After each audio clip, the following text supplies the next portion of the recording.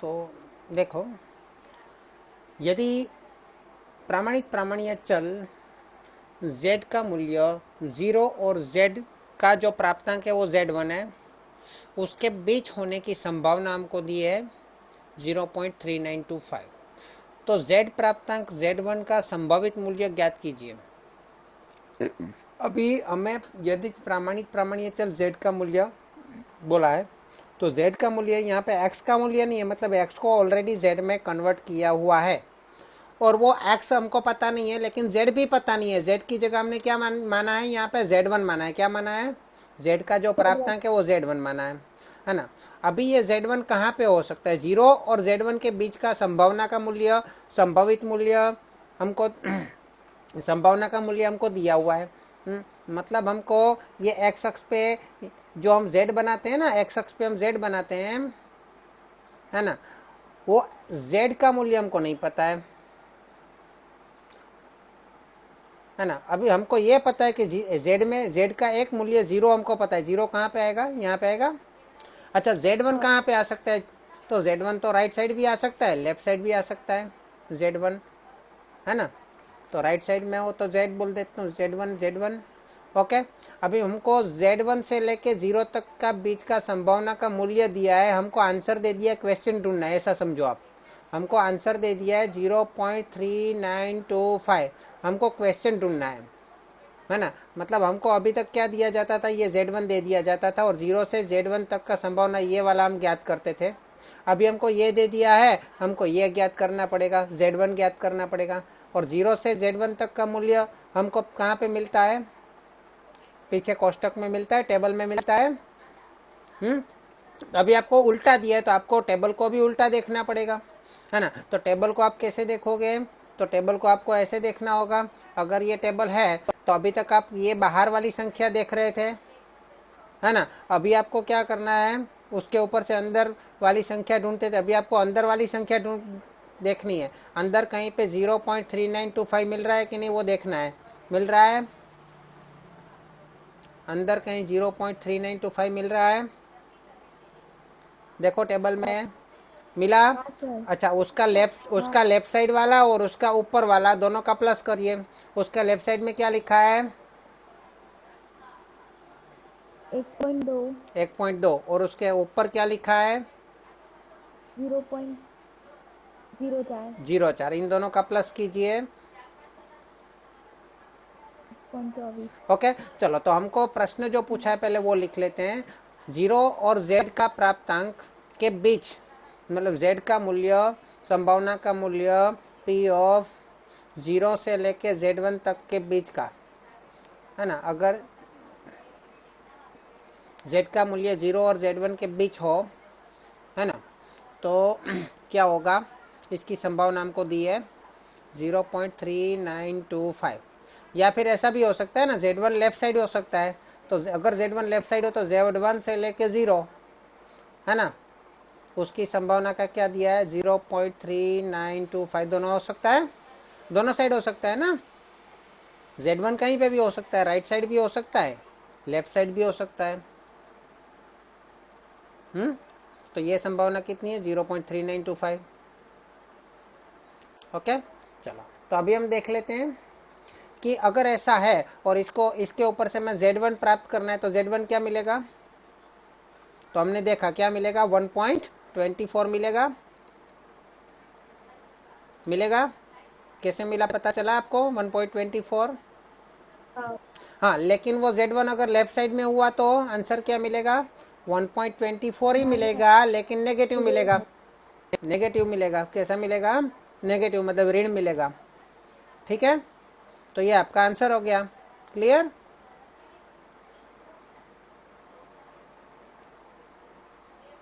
ये ऊपर वाला क्या है? अगर z1 इज ग्रेटर देन 0, अगर z1 ग्रेटर देन और इक्वल टू 0 है तो, 0 से बड़ा है तो, और ये यदि z1 जो है वो 0 से छोटा है तो, है ना। दो अलग अलग आंसर मिलेंगे ना।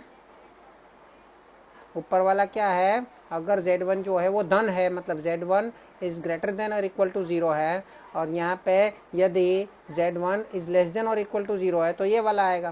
क्लियर?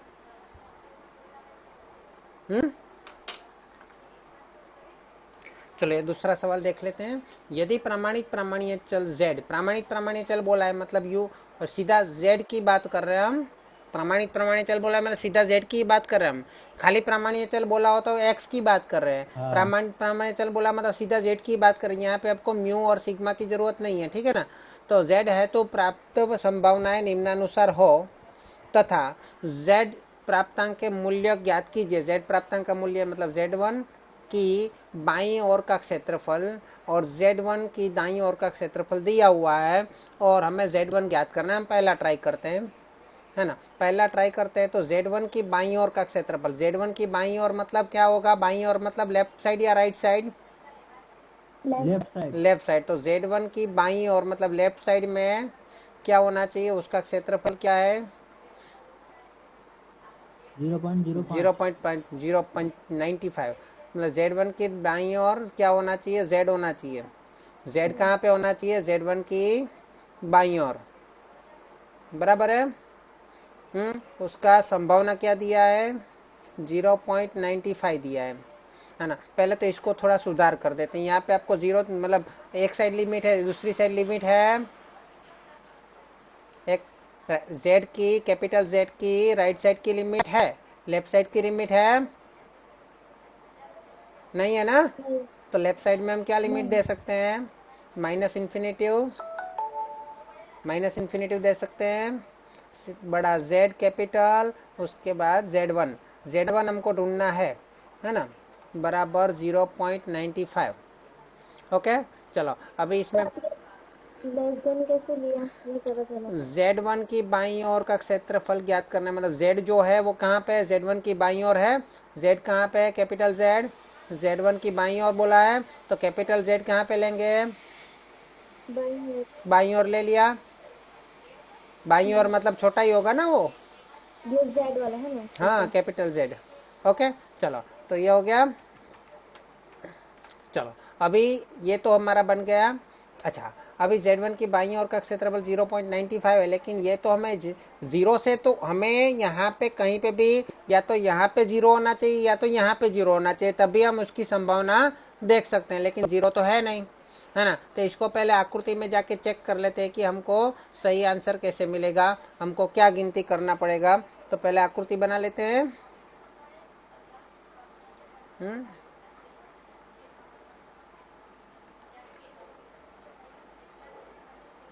सम्मित नहीं बन रही है ना। चलो बीच में क्या होगा, z1 का मूल्य, z का मूल्य बीच में क्या होगा, 0। z बराबर 0। अच्छा वो अभी हमें क्या चाहिए, एक तो माइनस इन्फिनिटिव दिया है, माइनस इन्फिनिटिव। अभी मुझे पहले ये बताओ ये क्षेत्रफल कितना है, 0.95 मुझे ये बताओ कि 0.5 से बड़ा है कि 0.5 से छोटा है। बड़ा। 0.5 मतलब 50 से बड़ा है ना। हमें 4 अंक में देखना है। 0.95 मतलब 0.9500 और 0.5 मतलब 0.5000। तो अभी कौन सा बड़ा हुआ, 0.9500। ये वाला बड़ा हुआ है ना। अभी मुझे ये बताओ, मुझे माइनस इन्फिनिटिव से z1 तक जाना है तो कितना काटना पड़ेगा, 0.95 जितना अंतर काटना पड़ेगा। मुझे यहाँ से जाना है, z1 तक जाना है। z1 कहाँ पे मुझे पता नहीं है, लेकिन इतना पता है कि मुझे कितना डिस्टेंस काटना है, 0.9500 तक का काटना है। हाँ तो 0.9500 तक का काटूंगा तो z बराबर 0 के लेफ्ट साइड आएगा कि राइट साइड आएगा। मुझे ये बताओ कि आधे भाग का क्षेत्रफल कितना होता है, 0.5 होता है। हाँ तो यहाँ पे हम इसको माइनस इन्फिनिटिव से हम आगे जाते जाएंगे तो अभी तो 0 मतलब आधे रास्ते तक ही पहुँचे ना। हमें तो 0.9500 तक जाना, अभी तो 0.5 तक ही पहुँचे ना। हाँ और आगे जाना पड़ेगा। तो और आगे जाते हैं तो यहाँ पे कहीं पे हमको मिलेगा z1 मिलेगा। समझ में आया, z1 कहाँ पे मिलेगा, माइनस इन्फिनिटिव से z1 तक जाना है। ये पूरा जो लाल वाला भाग मैंने क्षेत्रफल दिया है यहाँ पे, है ना, वो क्षेत्रफल 0.95 है। कितना है? 0.95 है ना। अब 0.95 बनाना है तो अगर मैं माइनस इन्फिनिटी से यहाँ तक आधे तक पहुँचूंगा तो 0.95 बना सकता हूँ, या उससे नहीं। कम तक यहाँ पे पहुँचूंगा तो 0.95 बना सकता हूँ, यहाँ पे पहुँचूंगा तो 0.5 से कम बना सकता हूँ या ज़्यादा बना सकता हूँ? इतने कम बना सकता हूँ। यहाँ तक बना पहुँचूंगा तो 0.5 तक बना सकता हूँ मैं, तो 0.95 तक पहुँचना है तो और ज़्यादा आगे बढ़ना पड़ेगा राइट साइड में। इसलिए Z1 कहाँ पे आएगा? प्लस में आएगा कि माइनस में?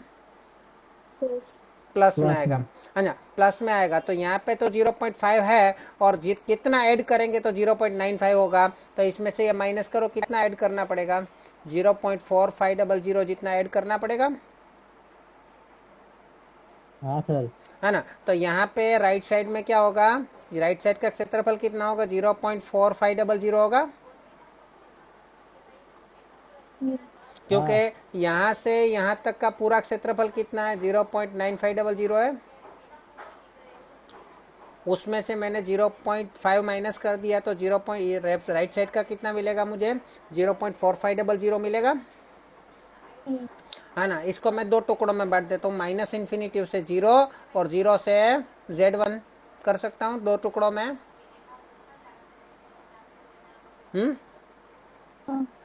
अच्छा, अभी मैं यहाँ पे भी बताता हूँ आपको दो टुकड़ों में कैसे लिखेंगे। P ऑफ, यहाँ पे मेरी एक गलती हो गई छोटी सी, ये लेस देन है ना, तो लेस देन इक्वल टू नहीं आएगा, खाली लेस देन आएगा क्योंकि इन्फिनिटिव है ना। ओके, तो माइनस इन्फिनिटिव से 0 तक जाना पड़ेगा मुझे पहले, हाँ सर। उसमें प्लस करना पड़ेगा P ऑफ, क्योंकि 95 बनाना, 0.95 बनाना हमें, फिर 0 से लेके Z1 तक जाना पड़ेगा। दोनों का टोटल करेंगे तो 0.9500 बनेगा। चलो यहाँ पे क्या करेंगे? इक्वल टू नहीं करेंगे, यहाँ पे इक्वल टू करेंगे। क्लियर हुआ ये वाला? ये वाला सभी को क्लियर हुआ? ये 0.95 बनाना है तो ये आधा टुकड़ा प्लस ये वाला टुकड़ा, मतलब 0.9500। सर ये लेस देन के नीचे जो अंडरलाइन करते हैं वो जीरो साथ में लेना होता है इसलिए करते हैं ना। हाँ, 0 भी ले सकते हैं इसलिए, लेकिन इन्फिनिटी नहीं ले सकते इसलिए वहाँ पे अंडरलाइन नहीं करेंगे, ठीक है ना। चलो अभी ये माइनस इन्फिनिटी से 0 तक का कितना होगा, मुझे कोई बताएगा? माइनस 0, 5,000। 0.5, 0.5 है ना। हाँ, वेरी गुड। लेकिन ये वाला हमको पता नहीं है, नहीं पता ना कितना होगा। 0.45 ढूंढा तो हाँ, लेकिन वो तो गिनती के, माइनस कर देंगे। हाँ तो गिनती बतानी पड़ेगी ना हमको, ये वाला नहीं चलेगा ना, हमें गिनती बतानी पड़ेगी। तो अभी इसको मैं राइट साइड ले जाऊंगा तो प्लस में से माइनस हो जाएगा, तो P of 0 is less than और equal to Z is less than और equal to Z1 is equal to 0.9500 minus 0.5000। Okay, तो इसमें से ये माइनस करो तो क्या 0.4500 आया। अभी देखो मुझे आंसर मिला है कि क्वेश्चन मिला है, मतलब Z1 नहीं मिला ना, मुझे तो संभावना मिली है। नहीं। तो मुझे कोष्टक में कैसे देखना पड़ेगा, उल्टा या सीधा? बेटा उल्टा। देखना उल्टा देखेंगे तो मुझे बताओ कि आपको क्या ढूंढना है, यहाँ पे कहीं पे ढूंढो पहले 0.4500। 0.4500 मिल रहा है कि नहीं बताओ। अगर वो नहीं मिल रहा है, उसके आजू बाजू का कोई मिल रहा है तो भी चलेगा।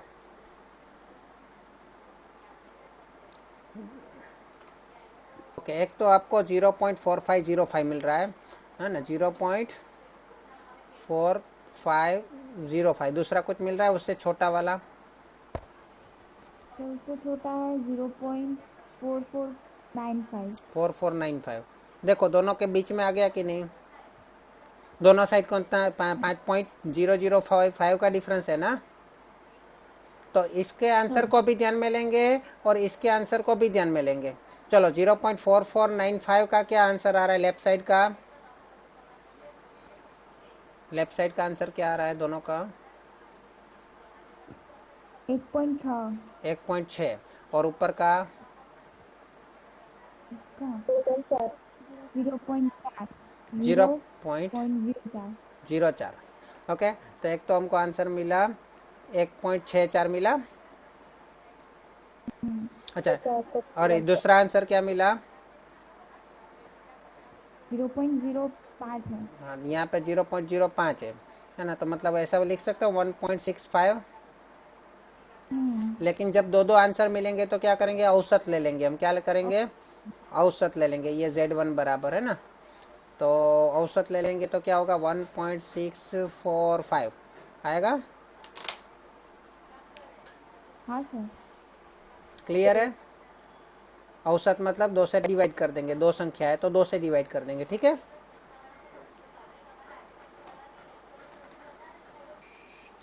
देखिए, अभी यहाँ पे जो दूसरा सवाल पूछा है, तो वो दूसरे सवाल में इसके जैसा ही है। हमें आकृति को समझना है। आकृति दोनों साइड आती है, मध्य रेखा के मतलब माध्यिका से दोनों साइड आती है कि एक साइड आती है। अगर दोनों साइड आकृति है तो हम यहाँ पे प्लस का साइन करेंगे। अगर एक साइड आकृति आती है जिसमें जीरो कवर नहीं हो रहा है ना, तो क्या करेंगे, माइनस करेंगे। सिंपल सा है ना, बड़े में से छोटा माइनस करना पड़ेगा। चलो अभी देखते हैं, दूसरा देखते हैं उसमें क्या करना पड़ता है। चलो तो यहाँ पे हम साइड में ही कर लेते हैं, अगर आ जाएगा तो। चलो तो Z जो है, Z1 की दाईं ओर है। दाईं ओर मतलब कहाँ पे आएगा, राइट साइड।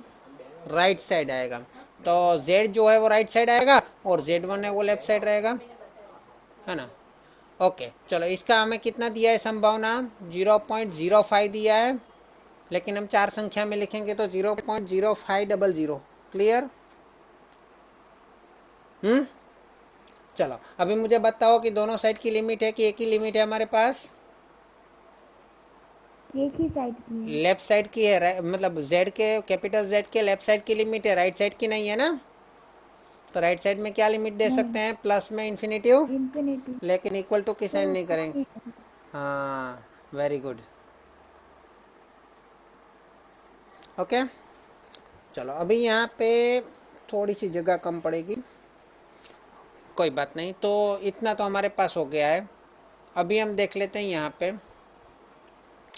तो मुझे ये बताओ कि हमें आकृति बनानी है, तो आकृति कैसे बनाएंगे। ये एक्स अक्ष मैंने बना दिया और ये मैंने बना दिया उसका वक्र Z का। एक्स अक्ष पे हम Z लेंगे क्योंकि ये प्रमाणित प्रमाणिया है। तो Z यहाँ पे कितना आएगा, बराबर बीच में 0। अभी यहाँ पे एक तो हमें प्लस इन्फिनिटी दिया है, तो प्लस इन्फिनिटी कहाँ पे आएगा, एकदम राइट साइड में आएगा, लास्ट में। अच्छा, और यहाँ पे संभावना कितनी है मुझे बताओगे कोई, 0.0500। और आप पूरा आधा भाग कर ले तो उसकी संभावना कितनी होती है, 0.5000। 0.500 होती है और ये 0.0500 है। तो कौन सा बड़ा हुआ, बड़ा को 0.5। ये वाला बड़ा हुआ, तो ये वाला तो छोटा हुआ। तो हमें जो क्षेत्रफल ढूंढना है, इन्फिनिटिव से हमें 0 तक जा, मतलब इन्फिनिटिव से हमें Z1 तक जाना है लेफ्ट में। तो कहाँ तक जा सकते हैं, 0 तक जाना पड़ेगा या और आगे बढ़ना पड़ेगा या नहीं जाना पड़ेगा।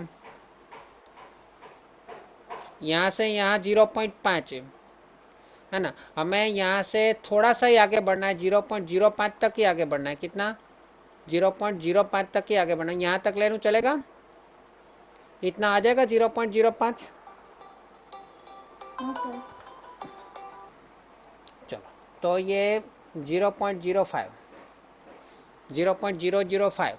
सॉरी 0.05 और ये 0.5। तो 0.5 पूरा तक यहाँ तक जाना पड़ रहा है कि थोड़ा सा भाग में हम हमारा काम खत्म हो जा रहा है, थोड़े से भाग में काम खत्म हो रहा है। ओके, तो हमें लाइन यहाँ तक कर लेनी पड़ेगी और यहाँ पे हमें Z1 मिल जाएगा। मिल जाएगा ना। चलो तो इसको हम 2 टुकड़ों में कर सकते हैं। तो इसमें बड़ा टुकड़ा कौन सा है, देखो यहाँ पे एक ही साइड में हमारा क्षेत्रफल एक ही साइड को आवृत करता है। और इसके पहले वाले सवाल में दोनों साइड आवृत करता था, इसलिए हमें प्लस करना पड़ता था। यहाँ पे एक ही साइड में आवृत करता है तो हमें क्या करना पड़ेगा, माइनस करना पड़ेगा, क्योंकि हमें क्षेत्रफल 0 से लेके मिलता है। जीरो से लेके एक ही दिशा में जाना पड़ेगा, तो जीरो से लेके इन्फिनिटी तक जाना पड़ेगा बड़ा वाला टुकड़ा, तो जीरो से लेके इन्फिनिटी तक जाएंगे, है ना, ये वाला जीरो से लेके इन्फिनिटी तक, और उसके बाद जीरो से लेके Z1 तक, मतलब यहाँ से यहाँ वाला टुकड़ा, है ना, ये इतना माइनस करना पड़ेगा ना, जीरो से इन्फिनिटी में से जीरो से ये वाला माइनस करना पड़ेगा, मतलब ये ग्रीन वाला भाग माइनस करना पड़ेगा ना। तो हम ग्रीन वाला भाग माइनस कर देते हैं, तो ग्रीन वाला भाग कितना मिलेगा, पी ऑफ जीरो से लेके Z1 तक का। ओके, तो क्या आएगा 0.0500। अच्छा, तो यहाँ पे मैं लिख देता हूँ Z और इन्फिनिटी, यहाँ पे Z और Z1, ठीक है। चलो अभी ये मुझे बताओ, इसका मूल्य क्या होगा, जीरो से इन्फिनिटी तक का मूल्य क्या होगा। माइनस होगा ना, हाँ आपने बराबर लिखा है। गलती हो गई मेरी। ओके चलो, तो मुझे ये बताओ इसका मूल्य कितना होगा, ये वाले का 0.5। 0.5 मतलब आधा टुकड़ा हो जा रहा है, जीरो से इन्फिनिटी मतलब आधा टुकड़ा हो गया ना, जीरो से इन्फिनिटी तक। इसलिए 0.5 मतलब मैं चार संख्या में लिखूँ तो 0.50000। ओके, माइनस इसका मूल्य तो हमें पता ही नहीं पता है ना, बराबर 0.0500। ओके, अभी इसको, ये माइनस वाला है तो इसको मैं राइट साइड ले जाऊंगा और इसको मैं लेफ्ट साइड लाऊंगा, तो क्या बनेगा 0.5000 minus 0.0500 is equal to P of 0 is less than और equal to Z is less than और equal to Z1। P of 0 is less than और equal to Z is less than और equal to Z1। क्या आएगा answer, बताओ मुझे। 0.4500 आएगा। अच्छा, अभी मुझे बताओ, कोष्टक में मुझे देखना है तो कैसे देखना है, उल्टा या सीधा। उल्टा। सबको लग रहा है कि उल्टा ही देखना पड़ेगा। हमें Z1 दिया है ना कि P दिया है, हमको जो आंसर यहाँ पे मिला है, संख्या जो मिली है वो P है ना। हाँ सर। हाँ P है, उसके ऊपर से Z1 ढूंढना है, तो P कहाँ पे होता है, कोष्टक के, अगर ये कोष्टक है हमारा तो P अंदर होता है, यहाँ पे क्या होता है, Z होता है, ठीक है, Z होता है, तो हमें P में से Z1 ढूंढना है, तो यहाँ पे मैं जो 0.4500 है वो क्या है, P है, इसलिए उसको हमें अंदर ढूंढना पड़ेगा, तो अंदर ढूंढा हुआ था हमने 4500 इसके पहले वाले सवाल में, उसी का उपयोग कर लेते हैं, है ना। तो क्या आया था हमारा Z1 1.64 प्लस 1.65 अपॉन 2, तो Z1 क्या मिलेगा हमको 1.645। क्लियर। एक बार चेक कर लीजिए कि Z1 प्लस में आएगा कि माइनस में आएगा, बस हो गया। अब मैं बताता हूँ, अभी मुझे ये बताओ कौन सा समझ नहीं पड़ा, यहाँ से लास्ट वाला या फिर यहाँ पे ये माइनस किया वो। नहीं सर, ये यहाँ से ये आपने संख्या कोष्टक में से कराया ना वो वाला। अच्छा, फिर से एक बार बता देता हूँ कि यहाँ पे 4500 हमारे पास है ना, 4500 हमको मिला है, तो कोष्टक के अंदर देखेंगे तो 4500 तो नहीं मिलेगा, लेकिन उसका नज़दीकी कोई मिलेगा कि नहीं मिलेगा। 4500 भी मिल सकता है लेकिन इसमें नहीं मिल रहा है, तो उसका नज़दीक में कौन सा मिल रहा है बताओ, उससे कम या उससे बड़ा।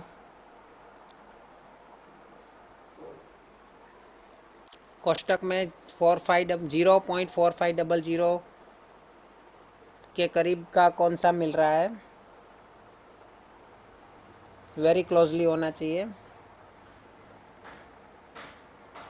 बताइए। ओके, एक तो 0.4495 उसका नज़दीकी है, हाँ। और उससे बड़ा वाला है 0.4500 से बड़ा वाला नज़दीक का कौन सा है।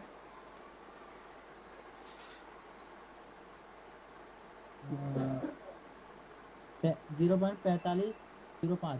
देखो ये दोनों के बीच का है कि नहीं, दोनों का टोटल करके आधा करो, 4500 के नज़दीक आ रहा है कि नहीं, दोनों का टोटल करके आधा करो। हाँ हाँ आ रहा है ना। तो चलो ये दोनों संख्या को लेते हैं, ये इसका लेफ्ट साइड लेना है, इसका अप वैल्यू लेना है, इसी तरह इसका भी लेफ्ट साइड का वैल्यू लेना है, इसका भी अप साइड का वैल्यू लेना है। तो इस दोनों पहले तो लेफ्ट साइड का वैल्यू क्या हो रहा है 1.6 है लेफ्ट साइड में, यहाँ पे 1.6 है और यहाँ पे 0.04 मिल रहा है या 0.05 मिल रहा है। बोलो, यहाँ पे 1.6 है और यहाँ पे 0.04 है, उसका प्लस कर दो, दोनों का प्लस कर दो। इसी तरह यहाँ पे 1.6 है और इसका 0.05 है, तो उन दोनों का प्लस कर दो। कितना हो रहा है बोलो, इतना तक समझ में आया?